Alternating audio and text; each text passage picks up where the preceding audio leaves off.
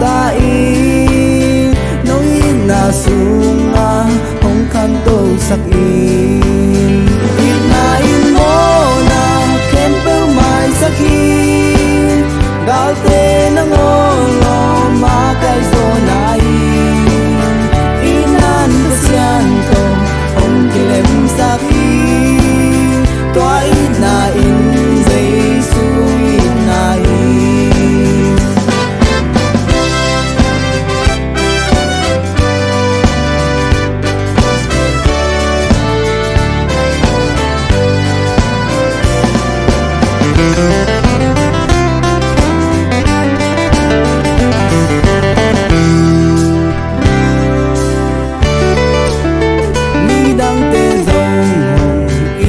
saktain Amau te ina Kay sung wanin Galte nangon I Kay naong piain Inyam chat na lampiyong luy sakin Inain mo na Kempel may sakin Galte nangon Lom akay sonahin Pasyanto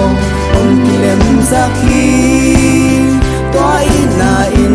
Jesu inahin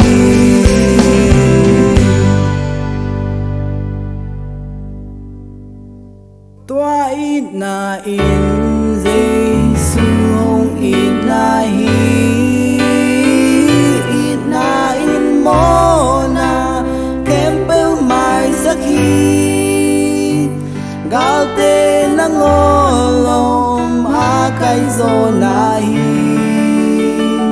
Inan pasyanto Hong kilem sakin